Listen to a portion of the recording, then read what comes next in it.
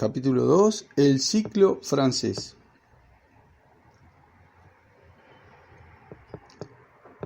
En Francia coincidieron precozmente dos acontecimientos necesarios, pero no suficientes, como veremos, para que emergiera la ideología: el nacimiento de la ciencia moderna y la crisis de la religión. La ciencia obtiene la certeza y la hace reconocer a todo hombre razonable, pero dentro de un campo que ya no es el del saber tradicional. Desde Platón, ser sabio significa elevarse de la apariencia hasta la realidad, del fenómeno hasta la cosa en sí. Pero la ciencia nueva declara vana la búsqueda de ideas y de esencias.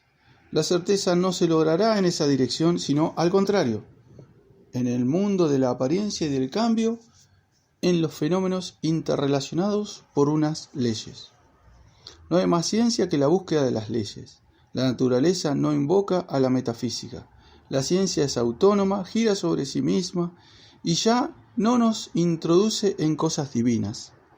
Antes, al contrario, a través de una profunda conversión del espíritu, la ciencia se vuelve hacia el universo material y realza un tipo de conocimiento que la tradición nacida de Platón había colocado en el rango inferior.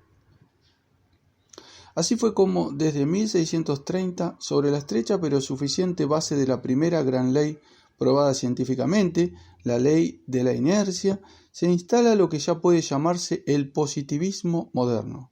Todavía no se le admite más que en una pequeña parte de los medios científicos de Europa occidental. Hobbes, Mersenne, Gassendi, Huygens. No es un cientismo, al contrario.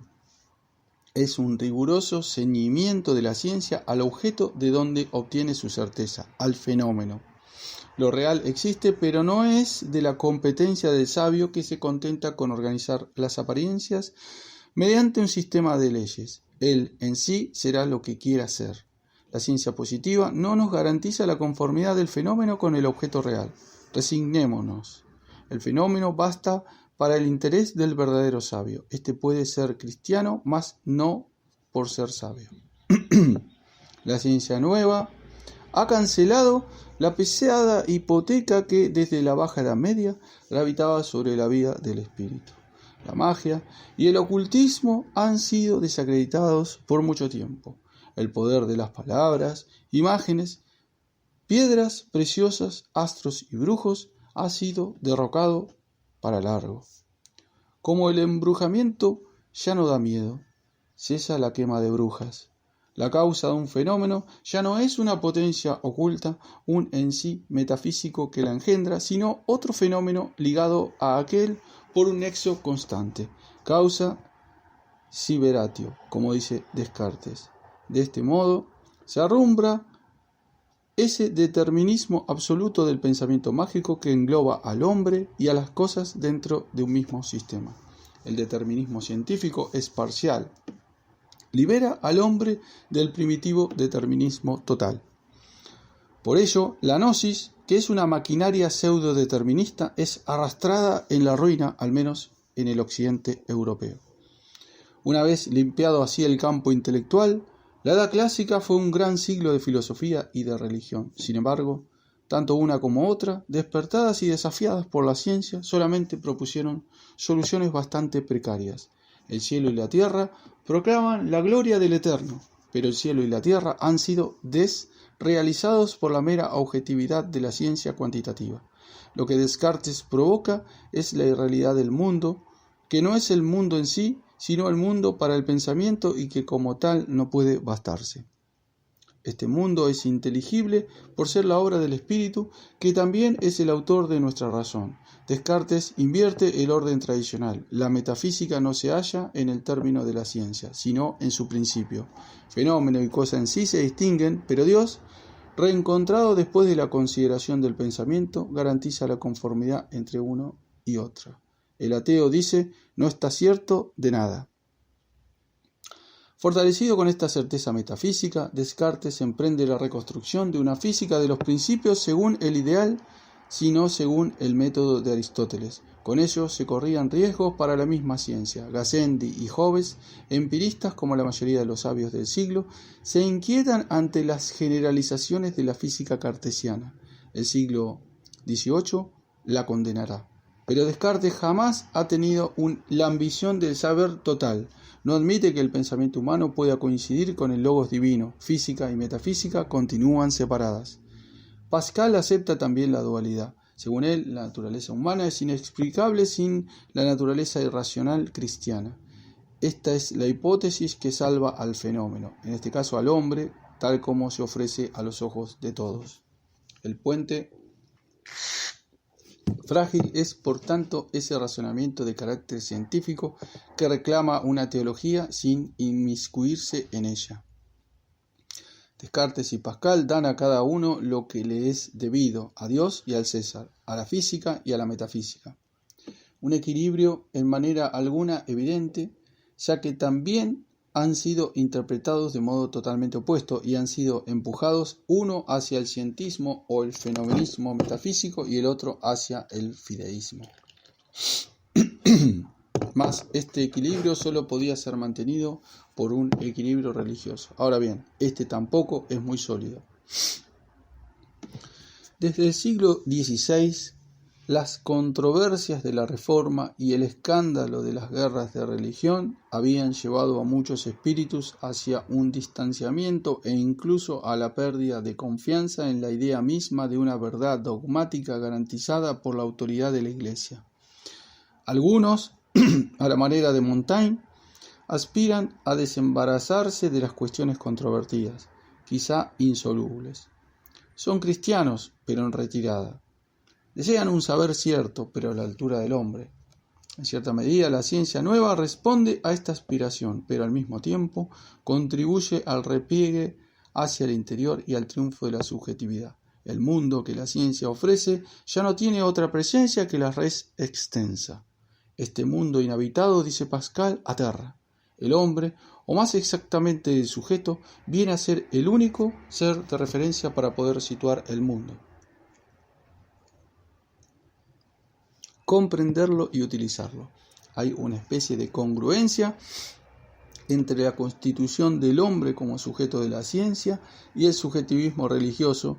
En país católico se apoya dogmáticamente en un agustinismo exagerado. En el ámbito francés, la Reforma católica, incluso en la cima de su impulso, ha perdido ya el bienestar y la barroca alegría de vivir.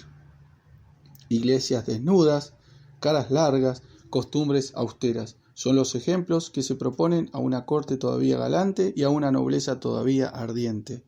Se impone el tono jansenista. La intuición jesuítica sobre la libertad del hombre no acaba de desarrollarse en metafísica. La compañía actúa sobre todo en el plano moral, mas ahí provoca reacciones rigoristas. La vida intelectual religiosa se detiene en el marco de la teología moral, donde se debate en medio de argucias sin salida. Estas últimas tendrán sobre todo el efecto de despertar el espíritu de controversia y el espíritu de persecución. Pero en toda Europa, católica o protestante, se observan desde mitad del siglo las mismas languideces y crispaciones. La fe entra en la era de la sospecha. De ahí proviene el recurso a las pruebas de ortodoxia que arrastran consigo un cortejo de nuevas persecuciones. La prueba predestinataria de Dordrecht para los calvinistas, la prueba de las 5 proposiciones para los católicos franceses, la prueba ubicuista para los luteranos de Alemania e incluso la prueba del signo de la cruz con 3 dedos para los ortodoxos de Rusia. Esta búsqueda de pruebas de fe es quizá el signo o la sobrecompensación de una secreta desafección por la fe. 2. ¿Cómo describir desde el punto de vista que nos ocupa esta crisis de conciencia europea que, según un libro célebre, se instala en los años 80 del siglo XVII? Es primeramente el reflejo de las elevadas aguas religiosas. El siglo de los santos acaba en desbandada espiritual. El escrúpulo moral jansenista poco a poco abandona el terreno teológico de la gracia actual o suficiente para pasar al terreno de la autoridad espiritual y muy pronto temporal. El jansenismo se constituye en partido. Defiende una democracia religiosa contra la jerarquía eclesiástica, reivindica la emancipación de la conciencia y acto seguido de la razón. Defiende la libertad del ciudadano contra el poder real absoluto.